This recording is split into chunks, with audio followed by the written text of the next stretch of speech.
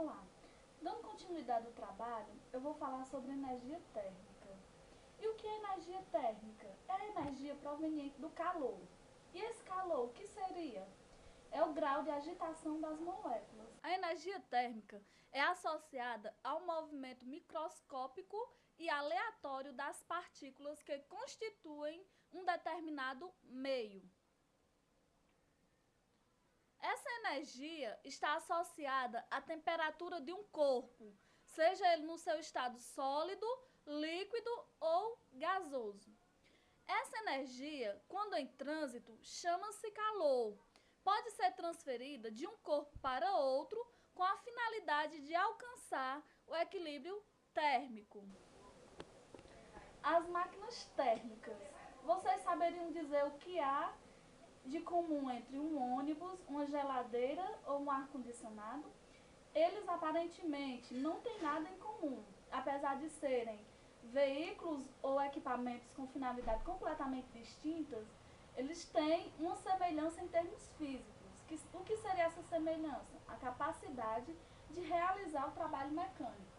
Imaginemos que um automóvel que se desloca com a velocidade muito alta e de repente o motorista vê um gatinho, por exemplo, em meio à estrada e desesperado aciona os freios bruscamente.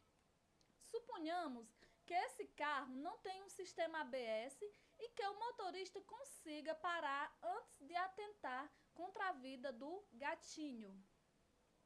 Naturalmente, as forças de atrito geram como produto uma certa quantidade de calor.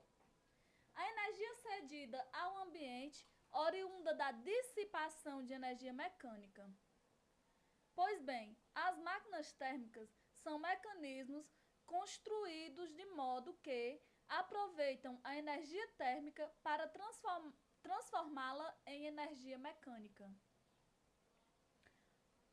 O calor pode ser produzido pela queima de algum elemento combustível, como por exemplo, o petróleo, o carvão, o gás natural ou outras fontes, como restos de vegetais, por exemplo. Uma das primeiras aplicações das máquinas térmicas, estes equipamentos, equiparam as primeiras locomotivas.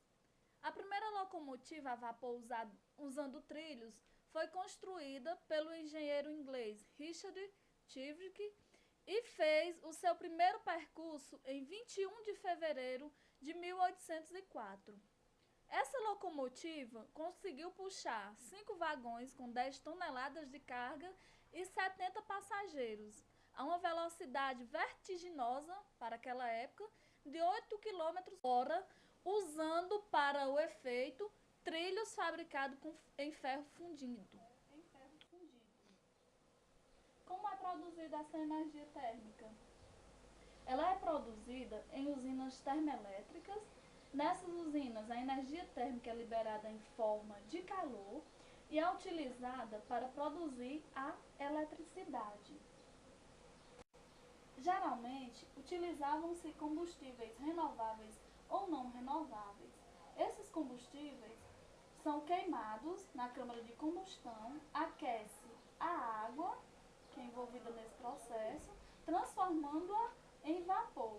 Este vapor é conduzido a alta pressão por uma tubulação e faz girar as pás da turbina, o eixo está ligado a um gerador, gerando assim energia elétrica. Em seguida, o vapor é resfriado, retornando ao estado líquido, e a água é reaproveitada para novamente ser vaporizada. No Brasil, a energia térmica é o segundo tipo de fonte de energia elétrica que está sendo utilizado, como está aqui a representação no mapa, a distribuição da energia térmica no Brasil. O Brasil já lança por ano 4,5 milhões de toneladas de carbono na atmosfera. Com a produção de energia térmica, esse indicador chegará a 16 milhões. A energia térmica representa 60% da energia utilizada no mundo, sendo os demais 40% hidráulica.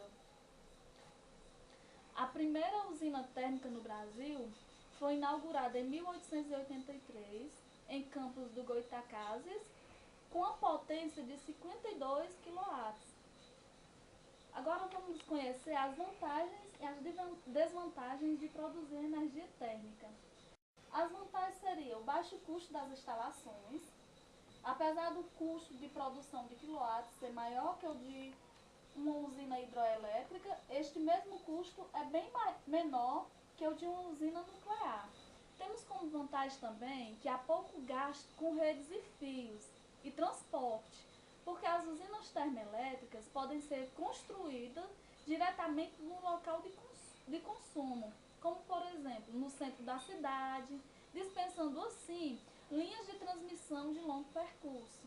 Como desvantagem nós vamos ter o aquecimento global através do efeito estufa e chuva ácida. O custo de produção do quilowatt é maior que o de uma usina hidroelétrica. A produção da energia térmica pode causar danos diretamente aos seres humanos, pois a queima de, por exemplo, gás natural lançado na atmosfera gera grandes quantidades de oxidantes e redutores que, se entrar em contato com o ser humano, pode acarretar doenças, sendo elas respiratórias ou algum distúrbio no metabolismo. Com a queima de combustíveis fósseis, né, a produção de energia térmica provoca a poluição da atmosfera, graças à produção de gases poluentes, principalmente o gás carbônico. Para implementar a apresentação, nós agora vamos assistir um vídeo falando um pouco mais sobre essa fonte de energia, considerada energia não pura, né? Energia poluente. O Jornal Nacional está exibindo essa semana uma série de reportagens sobre a produção de energia elétrica e o tema de hoje é o carvão mineral.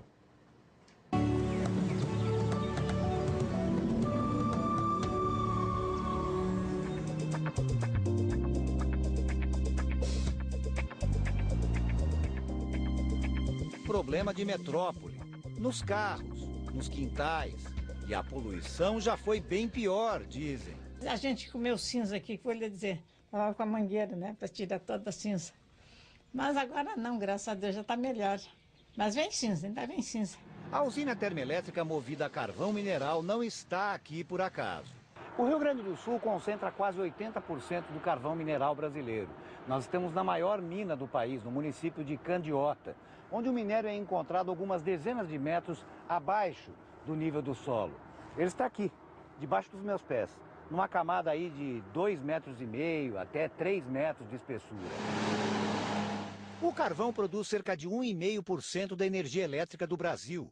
Na China, são quase 80%.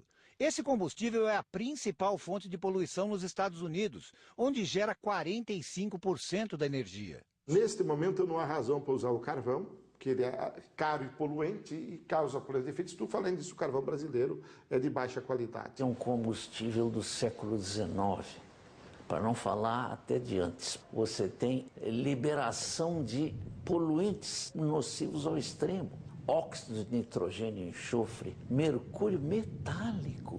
Segundo as usinas, o impacto tem sido reduzido com investimentos em tecnologia.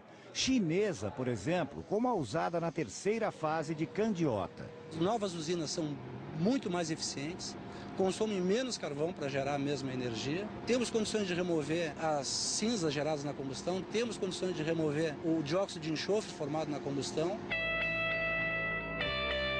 Mas para funcionar, a unidade nova depende das antigas, projetadas nos anos 60.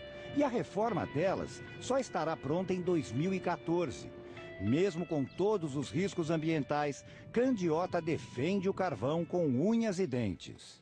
Nosso ganha-pão aqui, né? O carvão não é mais aquela poluição de 10, 15, 20 anos atrás, que hoje já a tecnologia já vai melhorando, a parte de mineração já tem uma regeneração que consegue recuperar os solos. Segundo a empresa mineradora, não é exatamente isso. Você acredita que ela se recupere completamente? Não dá para dizer que vai ser completamente, tanto que nós chamamos de recuperação, não é regeneração, é recuperar condições de novamente revegetar.